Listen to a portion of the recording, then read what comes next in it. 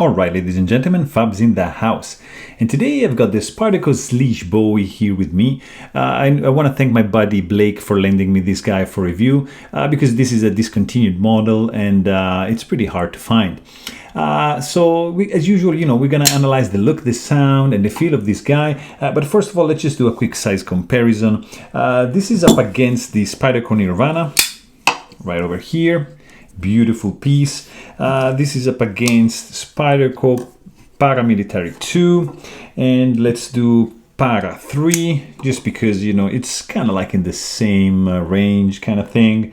And another one from Spyderco, just a little bit smaller. This is the Spyderco Chaparral, and just because we have it here, look at this little guy. This is the MacB. Beautiful. So let's not neglect this little guy. My wife otherwise is going to be mad at me. So there you have it. Visually, this guy is just an icon. It became like an icon. It's truly, truly beautiful. I really like this one. It's an original design by Marcin Slysz, like Polish designer. It's going to be, 4.5 inches long when closed and 7.75 when open. So it's very, very nicely EDCable size. This one is made in the factory of, in Taichung, in Taiwan, by Spyderco. And, in this factory, Spyderco is producing, the finest selection of blades, in my opinion. The lines are pretty simple overall. You see like there's like straight lines over here and just like curves down here. So it's very simply designed, but it's really, really effective because this guy looks good, in my opinion, really good. This one is sporting titanium scales, with a nicely contoured surface. There's not really a lot of chamfering going on around the edges. It's gonna be a little bit on the, not sharp, but not like fully contoured. But overall, it's I think it's beautiful. It looks so simple, which it's attractive, in my opinion. So if you check the slabs on the inside, you're not going to see any skeletonization. This is going to reflect a little bit on the weight, but you have a nice, thumb hole going on, and the scale, the presentation scale follows the hole like in a beautiful way. It's a little bit widened, to the side like that. For example, it's just a little bit different than the Nirvana, where the handle is just exactly following the profile of the hole. So in this case, it's just a little bit wider. But what is better than the Nirvana is that this hole is nicely chamfered. So there's not going to be any fatigue of your, finger when flicking this guy open. So that's a great thing. There's a little bit of finger groove going on here, not like much, but the grip, we're gonna see, it's just spot on, guys. There's not really inner chamfering going on, just a little bit more on the outside, but basically nothing on the inside. There's a little bit of jimping also going on here, like very subtle, just it's functional, but it's not as aggressive and grippy as other blades. The back spacer is made out of G10, right over here, and it has a double jimping going on, so here, and it's protruding a little bit from the scales, but it's nicely chamfered as well. You also have a nice lanyard hole which is going through the back spacer. I don't know if you can see right over there. Very nice.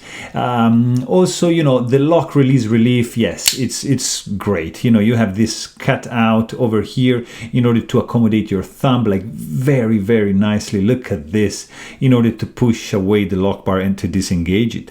Also, the lock bar has like some milling, in order to be again more comfortable for your fingertip. There's no lock face insert, but I don't see any lock stick going on, so it means that the geometry was well thought. The lock bar relief right over here is external, and I'm not a fan of that. I think the lock bar relief should be internal in order to leave the designer also some space here to create something nice, something interesting. So if you have it hidden on the inside, you're gonna have the lock side, more plain, more clean, in order to accommodate something design-wise. Also, the screws are gonna be like T10 and T8. To disassemble this guy, and it's gonna be pretty straightforward. It's like 3 screws over here, and the pivot, and done. You can't go wrong. You can't mess this up. Also, you have interesting, a wire clip over here. It's deep carry. It's reversible. You can also, place it on the presentation side, but it's not going to be ambidextrous, of course, because this is just like a frame lock. But overall, this clip is okay. I mean, I'm not a fan of wire clip. I don't understand them. I get it. Yeah, it's functional, but from an aesthetic point of view, I don't know. I'm just not a fan. What I'm a fan of, guys, is the blade. Look at this. This is a pretty cool 3.25-inch long CTS XHP steel. CTS XHP, it's a beautiful steel. It's like D2 but better, because it has much better corrosion resistance. So very, very nice. And the finish, look at this, guys. This is a mirror polish, stone wash kind of thing going on in a beautiful clip point, done on a perfectly thick stock for a beautiful slicer, guys. This is you see like a full flat grind going on. The thickness, the thickness of the tip is it's perfect. This is a great slicer. Grind symmetry is perfect. The edge symmetry as well. The edge profile is, nice, plain, big belly going on up to here and flat up to the sharpening choil, which reveals, look at this. Look how thin behind the edge this guy is. It's beautiful. It's very, very well done. Super slicey, guys.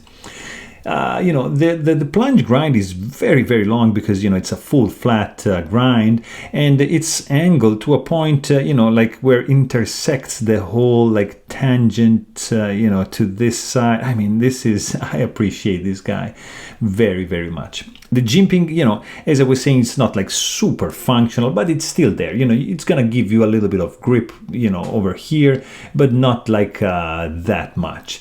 There's no thumb ramp going on, but you have some of the best spine crowning in the business. This is almost like a Sebenza crowning, beautiful to the touch, very nicely rounded off. No swedge, no fuller, just a thumb hole, which is beautifully chamfered, as I was saying. And there's a little bit of billboarding going on, like in clear Spyderco style logo, the brand, the steel, the factory, the logo. I mean, it's a little bit crowded in my opinion, but yeah, that's life. Let's check out a little bit the sound this guy makes, because this is very, very interesting. This is a little guy overall. I mean, it's medium, but the sound it makes, it's like one of the big boys. It's very, very nice. When you close it, it's almost inaudible, but when you open this guy, you are in business. Look at this. Sorry. Oops. This is beautiful. Very, very snappy, very, sharp. It's a nice clack. It's a little bit loud, but it's beautiful. It's solid. It transfers. It transmits like a feeling of I don't know. It's strong. It's something strong. It's resounding. It's a beautiful clank.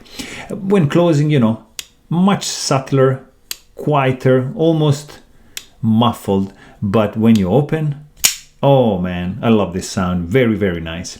The weight of this guy is going to be 4.8 ounces, and there are actually no hot spots going on. I was a little bit afraid the first time I saw that. I said, oh man, with no chamfering going on, that's going to be a sharp, handle. But no, I was pleasantly surprised. Like if you choke it, you can't choke it up, but if you squeeze it like this, there's no hot spots going on. I was worried about this one, but I actually know it just sits perfectly in my hand, at least, you know.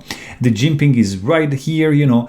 You can also do a pretty cool reverse grip. It's gonna be right at the end of my hand like that, you know. Thumb, it's gonna be fitting nicely. So beautiful, like really appreciate that. And also it's gonna give you like a nice solidity feeling, like it's solidly built. There's no blade play going on, you know. Has a little bit of texture, you know, these stone wash handles with an overall fit and finish like truly spot on. No gaps going on, you know, around the back spacer. No blade play, you know, clip ramp. It's okay. I mean, it's good. The retention is there. It's nice. It's deep carry, so it's gonna be buried down in the clip, and deployment speed is gonna be fast because of the design of the hole and the cut relief going on over here. So it's gonna be like beautifully and simple to do this, and reliably deploying the blade all the time, you know. If it's just beautiful. The detent strength is nicely dialed in, and this guy is smooth. He's running on washers, and the overall feeling is I'm impressed, honestly. The easiness to release the lock like that with this, milling and this hole. Guys, this is well designed. This is a well-designed knife, 100%. There's no detent ball ramp, so you're gonna have, a little bit of detent bump right here. Not a big deal, if you just feel the hard step. When you disengage the lock bar, the blade is just free falling like that. If you rotate the handle, it's not gonna go down. You need just to wiggle like a lot, because this is not there's no guillotine effect. Also there's like barely no detent suction, kind of like a Sebenza kind of thing. But overall this guy I think looks very, very good. The sound it makes is astounding. The ergonomics are fantastic. Just a little bit, maybe somebody can say that this is small, but I think it's a very, very nice EDCable size. So there you have it. Hope you guys enjoyed this video. Thanks for watching and stay tuned.